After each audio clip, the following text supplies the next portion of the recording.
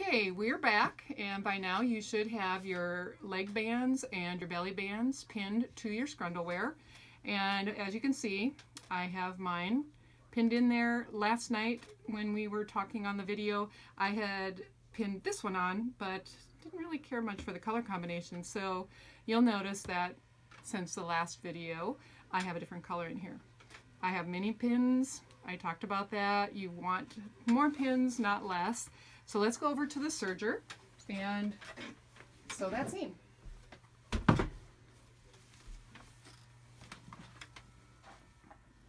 Now to do your leg band, I'm going to start actually with the belly band. What you're going to do is actually pick the presser foot of your serger up so you can come in from the side, and at this point you want those needles to be all up, out of the way. And we're going to kind of come in from the side, park our project underneath there, put the presser foot back down. Okay? Now, there's a couple things. I do leave my blade engaged. I'm not trying to remove any fabric when I do this seam, but there will be some small strings and odd little bits. As you can see, if the camera shows you my trash can, those are all the odd bits that get cut off. All right. Now, if I were to only pull to the front of this, I'm going to be fighting with the feed dogs. They are trying to get the fabric to go to the back side of the machine. But if I'm pulling this way, which I need to do because my band is smaller than my body, I'm going to be fighting with it. So that means you need to take your left hand, like I'm doing here, take your forefinger and your thumb, pinch the fabric back there, find a nearby pin in the front, pinch it, pull between the two hands. Now, do not change the distance between those two hands when it's sewing. Okay? Keep them the same distance apart. See how mine are traveling together? You're not going to go very far. You're only going maybe 3-4 inches at a time. Looks like about 3. I'm coming in here. I'm adjusting the body of the underwear underneath this. This is going to roll a little bit. And keep in mind, we're not trying to stretch this piece. All I want to do is pull until that lays flat. So make sure you do get it flat, because if you don't, you'll sew pleats.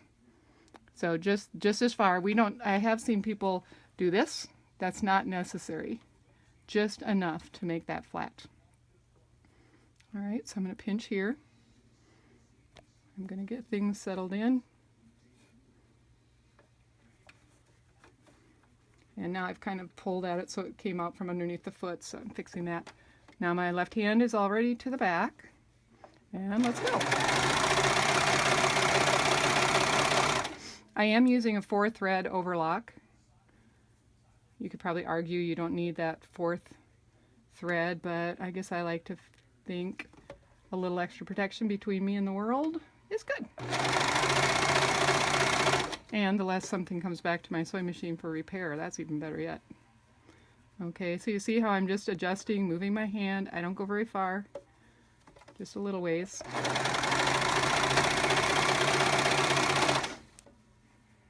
And I am making sure that the blue fabric hasn't done this trick and slipped away so that when I come stitching, I end up missing it. That's not a very fun situation to fix later.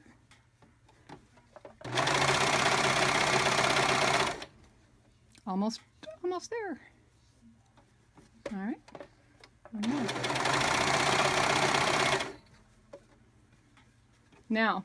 Now that I'm to the end, with a serger, you need to serge your way off. So we're going to angle. I'm going to get about to here so that I've overstitched a good bit. And once I am here, I'm just going to pull my fabric to the left. You'll see. Okay. Remember me mentioning leave a long tail? You can, at this point, use a large-eyed needle. I think I mentioned that before, something like this, and run it through the stitching. This is just to secure the serger thread. If you cut it right here, it has a bad habit of coming undone, and I'm not a fan of mending. All right, so now I've hidden it, I can just give it a cut right here. It's still got a good sized tail. So let's just say for those of you who don't want to do that method, you can also come in and just tie a knot. Get that knot to come out right down here. And then you can cut the tail off on the other side of that knot. Either method is fine. All right? Now, some of you might be saying, yeah, but I don't have a serger, so maybe I can't make Scrundle underwear. But let's go over to my other sewing machine after I get these pins out, and let's just go ahead and do one of these bands on a regular sewing machine.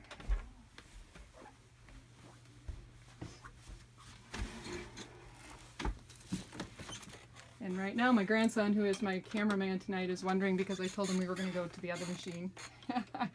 I forgot about this step, so come on over, Noah. We are on our regular sewing machine, and you're going to dial just like we did the other day. We're going to get the zigzag stitch. We're going to change it to be, I don't know, stitch length of about 4, stitch width, I like 2.5. I don't like it to be terribly wide.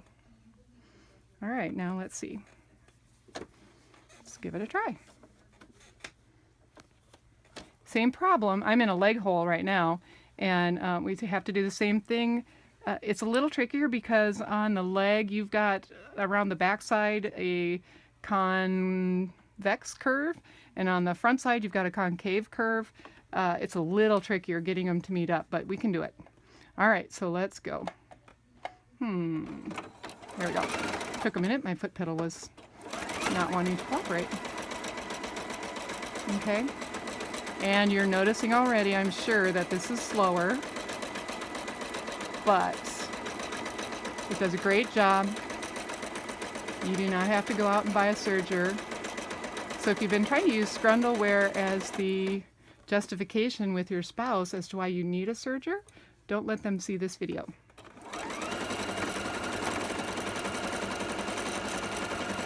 Notice my left hand is still helping move the fabric underneath the foot because I do have to apply pressure, pull towards me in order to get the ribbing leg band.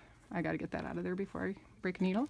My pulling this way to stretch this out to fit the underwear creates pressure going this way, and that's just fighting with the feed dog. So I still have to use my left hand to help.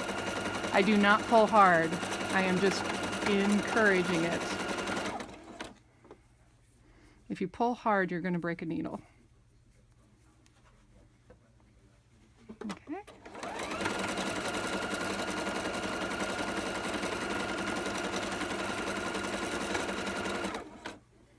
All right. Now you see, that has done the same thing the serger did. I have attached the band in the leg hole. Let me turn it around so you can see. You cannot tell the difference. This is a sewing machine, this is a serger. Both are acceptable. Okay? The only thing you can't do is a straight stitch. A straight stitch isn't going to do a very good job here. It doesn't have good bounce back. You'll have a wavy seam. It's just not optimal. Just a nice small zigzag, like you can see. That's real small. All right? So we're going to stop with this. I'm going to pick up over at the sewing machine that is set up with a twin needle.